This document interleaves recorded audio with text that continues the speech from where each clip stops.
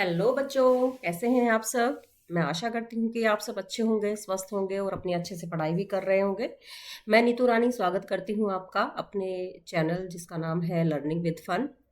आज हम करेंगे एक प्यारी सी कविता जिसका नाम है दंतुरित मुस्कान। दो कविताएं हैं नागार्जुन जी की, एक दंतुरित मुस्कान और दूसरी है फसल। आज हम करेंगे दंतुरित मुस्कान, जिसके रचयिता हैं कवि नागार्जुन जी। ये देखिएगा, ये है हमारी दंतुरित मुस्कान। दंतुरित मुस्कान का मतलब क्या होता है? जो छोटे छोटे बच्चे होते हैं, 6 से 8 10 महीने के जो बच्चे होते हैं, जब उनके दांत निकल रहे होते हैं, छोटे छोटे एक दो सामने का जब दांत निकलता है, तो वो जब मुस्कुराते हैं, जब वो मुस्कुराते हैं तो उनके वो छोटे छोटे दांत दिखते हैं और बहुत ही प्यारे, बहुत ही सुंदर वो लगते हैं। तो कवि ने उसी दंतुरित मुस्कान का यहाँ पर वर्णन किया है। तो सबसे पहले हम कवि परिचय जान लेते हैं नागार्जुन जी का। देखिएगा, इनका जन्म होता है बिहार के दरभंगा जिले के सतलखा गांव में सन 1911 ईस्वी में। इनकी आरंभिक शिक्षा संस्कृत पाठशाला में हुई और बाद में अध्ययन के लिए बनारस और कलकत्ता चले गए। 1936 में वे श्रीलंका गए और वहीं बौद्ध धर्म में दीक्षित हो गए। 2 साल प्रवास के बाद 1938 में स्वदेश लौट आए। घुमकड़ी और अक्खड़ स्वभाव के धनी नागार्जुन ने अनेक बार संपूर्ण भारत की यात्राएं की। सन 1998 में उनकी मृत्यु हो गई। उनकी प्रमुख रचनाएं देखिएगा, काव्य कृतियां युगधारा, सतरंगे, पंखों वाली, हजार हजार बाहों वाली, तुमने कहा था, पुरानी जूतियों का कोर्स, आखिर ऐसा क्या कह दिया मैंने, मैं मिलिट्री का बूढ़ा घोड़ा। ये इनकी काव्य रचनाएं हैं। इनको पुरस्कार भी मिले हैं। कौन कौन से पुरस्कार मिले हैं नागार्जुन जी को? हिंदी अकादमी, दिल्ली का शिखर सम्मान, उत्तर प्रदेश का भारत भारती पुरस्कार और बिहार का राजेंद्र प्रसाद पुरस्कार। ठीक है, तो बढ़ते हैं अपनी कविता की तरफ जिसका नाम है दंतुरित मुस्कान। दंतुरित मुस्कान में है क्या, एक बार जान लेते हैं हम। कविता करने से पहले हम कविता के पाठ प्रवेश को जान लेते हैं, कविता के प्रवेश को जान लेते हैं कि इस कविता में वर्णन क्या किया है कवि ने। ठीक है, इस कविता में कवि ने नवजात शिशु के सौंदर्य का वर्णन किया है। नवजात शिशु की मुस्कान के सौंदर्य का वर्णन किया है। कवि कहते हैं कि शिशु की मुस्कान इतनी मनमोहक और आकर्षक होती है कि किसी मृतक में भी जान डाल देती है। खेलने के बाद जब धूल से भरा हुआ उनका शरीर देखकर ऐसा लगता है मानो कमल का फूल तालाब को छोड़कर झोपड़ी में आकर खिल गया हो।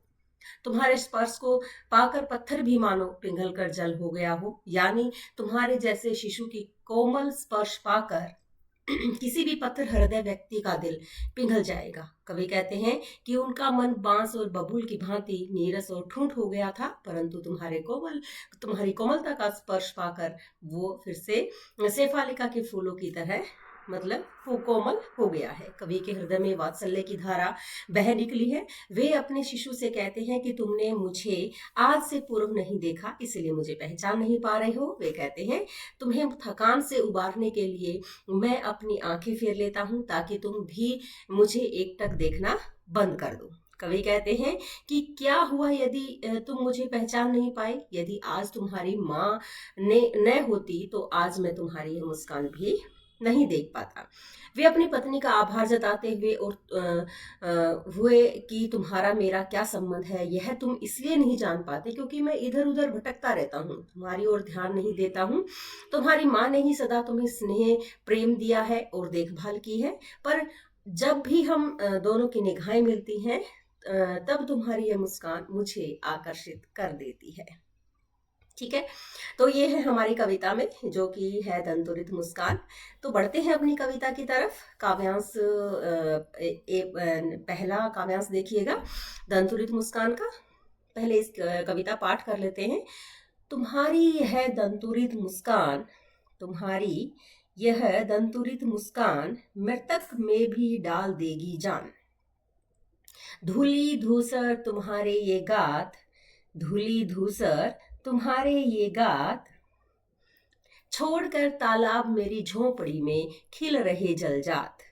परस पाकर तुम्हारा ही प्राण पिघल कर जल बन गया होगा कठिन पाषाण। यहाँ पर शब्दार्थ दिए हुए हैं, आप शब्दार्थ देख लीजिएगा। दंतुरित का मतलब होता है नन्हे नन्हे जब निकलते हुए दांत, जो मैंने आपको शुरू में ही बता दिया था कि दंतुरित मतलब नन्हे नन्हे जब बच्चों के दांत निकलते हैं उस समय का यहाँ पर वर्णन किया गया है, उन बच्चों का यहाँ पर वर्णन किया गया है। मुस्कान का मतलब मुस्कुराहट। मृतक मतलब जिस व्यक्ति के प्राण निकल गए हों। धूली धूल।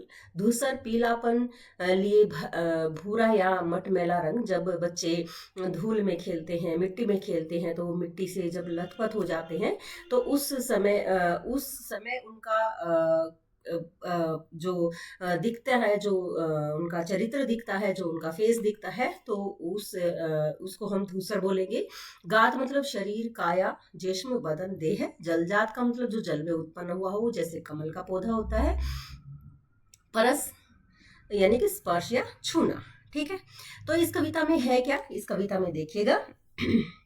इस कविता में कवि ने जो बच्चे की मुस्कुराहट है उसका बड़ा ही अद्भुत वर्णन किया है। मुस्कुराहट को इतना प्रभावशाली बताया है कवि ने कि जो व्यक्ति भावहीन होता है ना, उसमें भी भावनाएं जाग उठती है।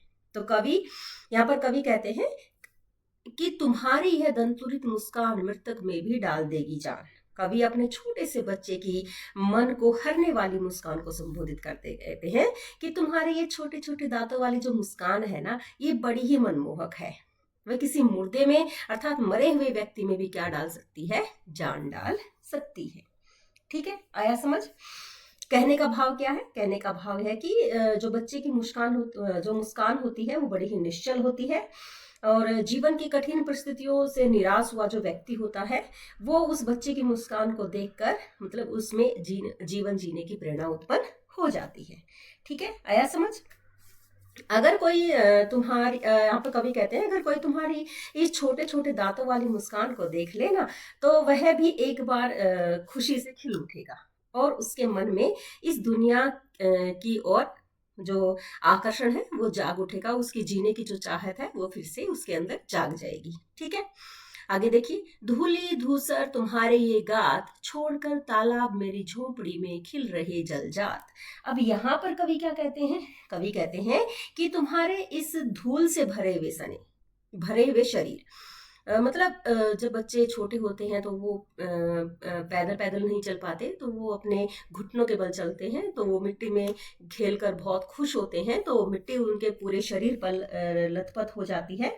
तो उसी की जब बच्चे उस मिट्टी से सने हुए होते हैं तो उसकी सुंदरता का वर्णन यहाँ पर कवि करते हुए कहते हैं कि जो धूल से सने हुए नन्हे नन्हे तन को देखता हूं ना, तो ऐसा लगता है कि मानो कमल के फूल तालाब को छोड़कर मेरी झोपड़ी में खिल उठे हूं। यानी इसमें लिखा है, धूली धूसर तुम्हारे ये गाद, छोड़कर तालाब मेरी झोपड़ी में खिल रहे जलजात। तो धूल से भरे हुए जो बच्चों के शरीर होते हैं, तो कवि को कैसा लगता है, कवि को ऐसा लगता है मानो जो कमल के फूल हैं वो तालाब को छोड़कर उनकी झोपड़ी में आ गए हैं, उनकी झोपड़ी में खिल गई हैं। ठीक है, परस पाकर तुम्हारा ही प्राण पिघल कर जल बन गया होगा कठिन पाषाण। अब आगे कवि क्या कहते हैं, ऐसा लगता है कि तुम जैसे प्राणवान का स्पर्श पाकर ये कठोर चट्टाने पिघल कर जल बन गई हो। बच्चों का स्पर्श कैसा होता है, बहुत ही कोमल होता है, और उनका स्पर्श पाकर ऐसा लगता है मानो पत्थर दिल इंसान भी कैसा बन गया हो, पिघल कर जल के समान बन गया हो, जल के समान मतलब कोमल हृदय वाला बन गया हो। कहने का भाव क्या है, कहने का भाव यह है कि बच्चे की जो मधुर मुस्कान होती है उसको देखकर कठोर हृदय वाले मनुष्य का मन भी पिघलकर अति कोमल हो जाता है। ठीक है, आपको समझ में आया ये, इसका भावार्थ देखिएगा। इस कविता में कवि एक ऐसे बच्चे की मधुर मुस्कुराहट की सुंदरता का बखान करते हुए कहते हैं कि जिसके अभी एक दो या दांत ही निकले हैं, अर्थात बच्चा 6 से 8 महीने का है या 10 महीने का है, जब ऐसा बच्चा अपनी मुस्कान बिखेरता है तो इससे मुर्दे में भी जान आ जाती है। छोटे से बच्चे के स्पर्श मात्र भर से कठोर हृदय वाला व्यक्ति के दिल में भी कोमल भावनाएं जन्म लेने लगती हैं। कहने का तात्पर्य क्या है, कहने का तात्पर्य यह है कि एक छोटे से बच्चे की मुस्कुराहट किसी के क्रोधित स्वभाव को भी परिवर्तित कर सकती है, बदल सकती है। ठीक है, अगला देखिएगा। काव्यांश 2 है हमारा, दूसरा काव्यांश है, इसका पाठ करेंगे पहले। छू गया, देखिएगा।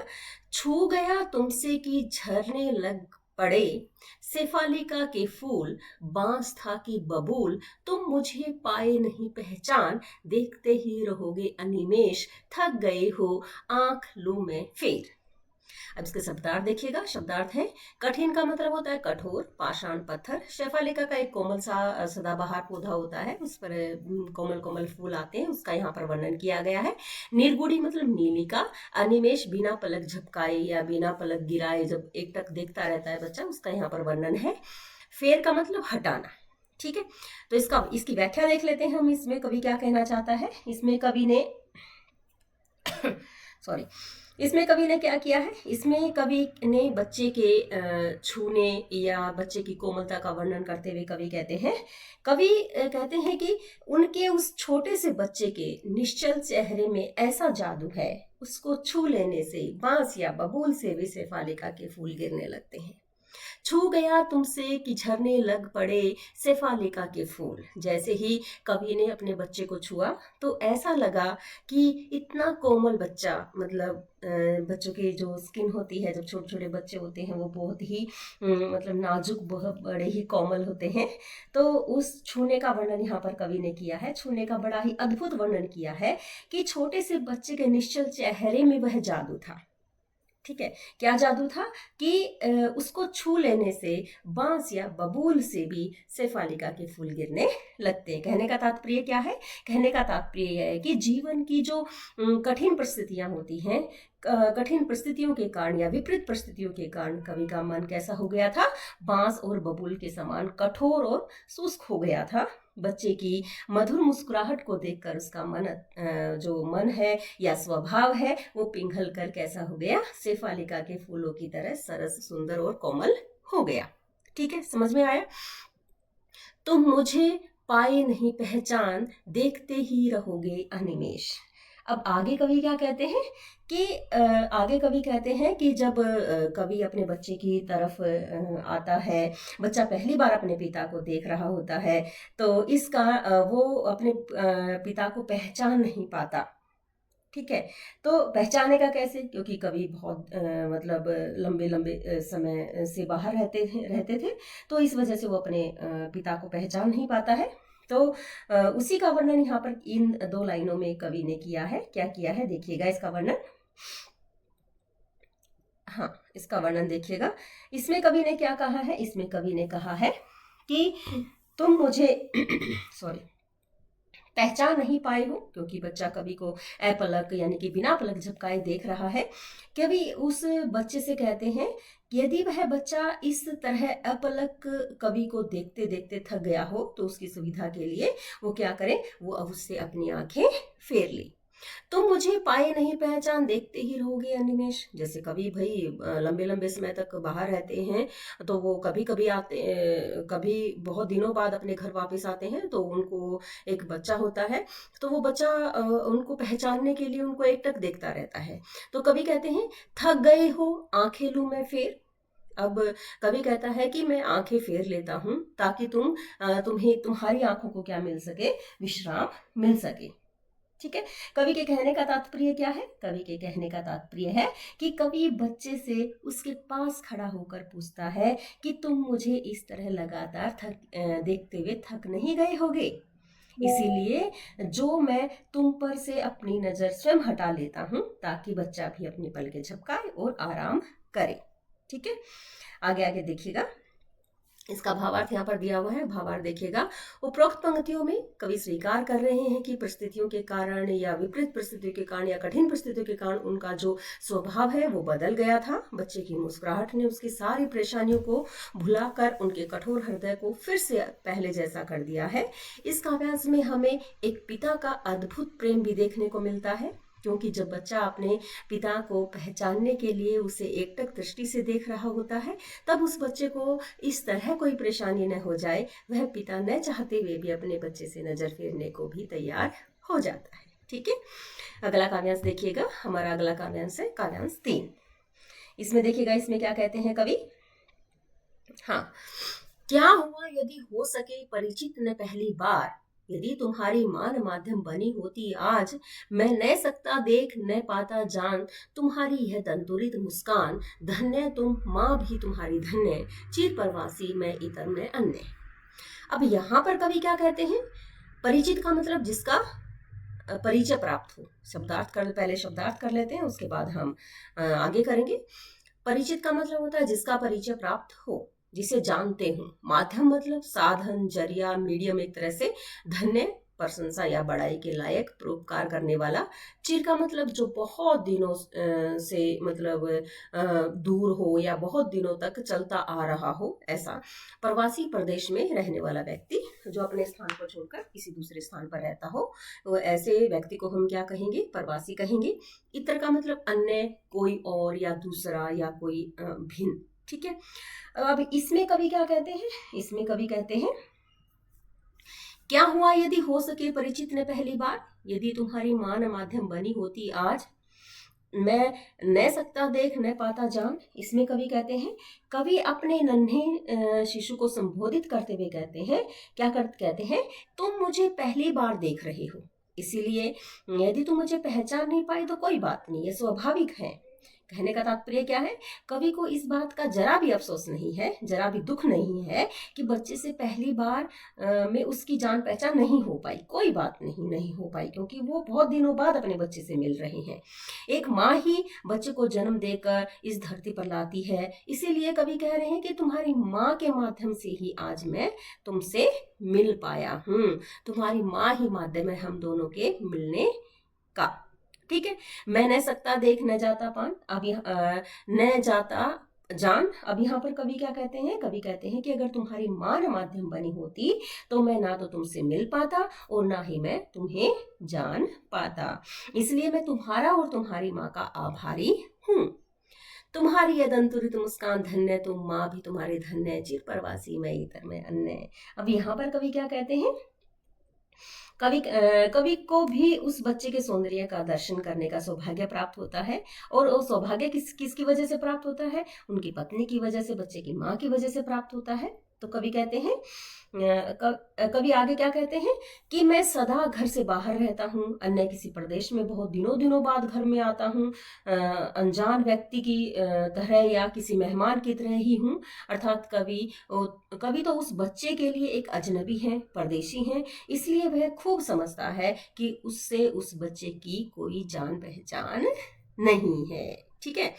अब यहाँ पर आपको पता चल गया, धन्य तुम माँ भी तुम्हारी धन्य, चिर प्रवासी मैं इतर में अन्य। कवि कहते हैं कि तुम भी धन्य हो, मैं तुम्हारा भी धन्यवाद करता हूँ, तुम्हारी माँ का भी धन्यवाद करता हूँ, जिसकी वजह से मैं तुम्हें देख पाया, मैं तुम्हें जान पाया। ठीक है। चिर प्रवासी मैं इतर में, मैं क्या हूँ? मैं तो लंबे लंबे समय तक बाहर रहता हूँ, बहुत दिनों बाद घर में आता हूँ, मैं किसी दूसरे प्रदेश में रहता हूँ, किसी अन्य उसमें प्रदेश में रहता हूँ, तो मैं तुम्हारे पास नहीं आ पाता। ठीक है। समझ आया आपको? तो हम इसका भावार्थ कर लेते हैं। भावार्थ में क्या कहा है देखिएगा। हाँ। बच्चा लगातार कवि को देख रहा है और उन्हें पहचानने की कोशिश भी कर रहा है। इसे देखकर कवि बच्चे से कह रहे हैं कि मुझे इस बात का कोई अफसोस नहीं है, कोई दुख नहीं है कि पहली बार की मुलाकात में हमारी ठीक से जान पहचान नहीं हो पाई। कोई बात नहीं, बल्कि मैं तो इस बात से ही खुश हूँ कि मैं तुमसे मिल पाया और तुम्हें देख पाया। तुम्हारी माँ भी तुम्हें जन्म देकर और तुम्हारी सुंदर रूप छवि निहारने के कारण धन्य है।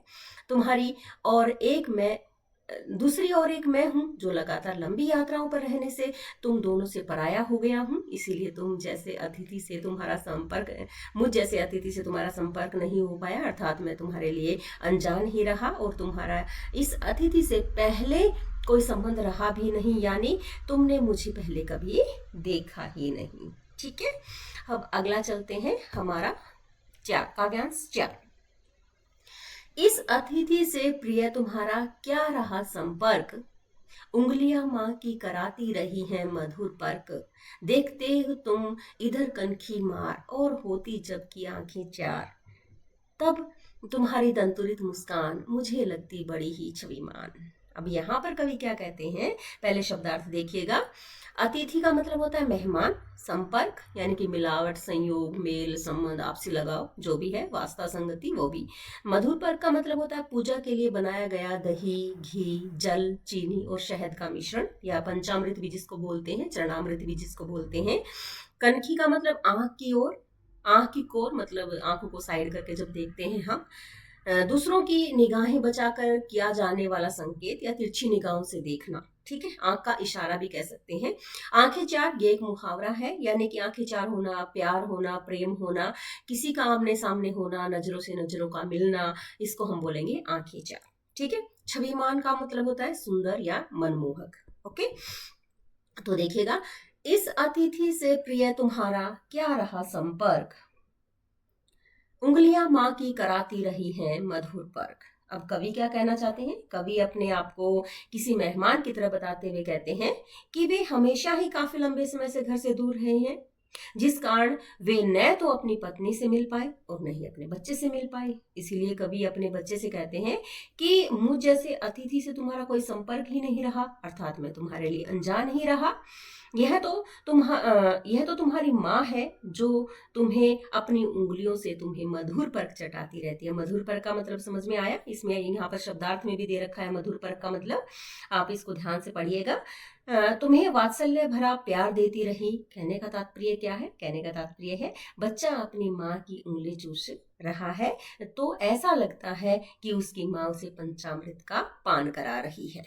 आया समझ में, उंगलियां माँ की कराती रही मधुर पर्क, देखते तुम इधर कनखी मार और होती जबकि आंखें चार। आगे कवि क्या कहते हैं, इस बीच में बच्चा क्या करता है, अपनी तिरछी निगाहों से कवि को देखता है, क्योंकि बच्चा अनजान व्यक्ति को बड़े ध्यान से देखता है उसको पहचानने के लिए। तब कवि उसकी इस हरकत पर कहते हैं कि तुम इतने बड़े हो गए हो कि तुम तिरछी निगाहों से मुझे देख रहे हो और अपना मुंह फेर लेते हो। इस समय भी तुम वही कर रहे हो उसके बाद जब मेरी आंखें तुमसे मिलती हैं, अर्थात तुम्हारा मेरा स्नेह प्रकट होता है, तब तुम मुस्कुरा पड़ते हो, मुस्कुरा पड़ते हो, ठीक है। आगे देखिए, हो और होती जब भी आंखें चार, जब तब तुम्हारी दंतुरित मुस्कान मुझे लगती बड़ी ही छुईमान। छुईमान मतलब होता है सुंदर या मनमोहक, ठीक है। अब कवि कहते हैं कि जैसे ही हमारी दोनों की आंखें चार होती हैं, यानी कि मतलब आंखें मिलती हैं, या एक दूसरे का स्नेह जब हम प्रकट, एक दूसरे को स्नेह जब हम दिखाते हैं या प्रकट करते हैं, और और तुम्हारी जो मुस्कान होती है, इस स्थिति में तुम्हारे निकलते हुए दांतों वाली जो मधुर मुस्कान मुझे मैं जब देखता हूं तो मुझे बहुत सुंदर लगती है, और मैं तुम्हारी इस मधुर मुस्कान पर मुग्ध हो जाता हूँ, ठीक है। ये छविमान मतलब सुंदर या मनमोहक, इस मुस्कान पर मैं क्या हो जाता हूँ, मंत्रमुग्ध हो जाता हूँ, ठीक है। भावार्थ देखिएगा, उपरोक्त पंक्तियों में कवि ने उस समय का वर्णन किया है जब बच्चे के नए नए दांत निकलने लगते हैं, तो उस वक्त वो हर चीज अपने मुंह में डाल लेते हैं। माँ की गोद में बैठकर बच्चा माँ की उंगलियों को चूस रहा है, उसे देखकर कवि को ऐसा लगता है कि जैसे माँ की उंगलियों से निकलने वाला अमृत भी को पीकर बच्चे की आत्मा तृप्त हो रही है। बच्चा यह सब करते हुए बीच बीच में तिरछी निगाहों से कवि को भी देख रहा है, जिसे देखकर कवि कहते हैं जब भी तुम मुझे तिरछी नजरों से मुझे देखते हो और फिर जब हम दोनों की आंखें मिलती हैं तो तुम मुस्कुरा उठते हो, तब तुम्हारी ये छोटे छोटे दांतों वाले निश्चल मुस्कान मुझे बहुत ही सुंदर लगती है, अर्थात बहुत अधिक मनमोहक लगती है। तो आपको ये कविता कैसी लगी? अगर आपको ये कविता अच्छी लगी हो तो लाइक शेयर सब्सक्राइब करना न भूलिएगा, और अगर आपको कुछ कमी लगी हो तो कमेंट करना न भूलिएगा। और इसी के साथ धन्यवाद।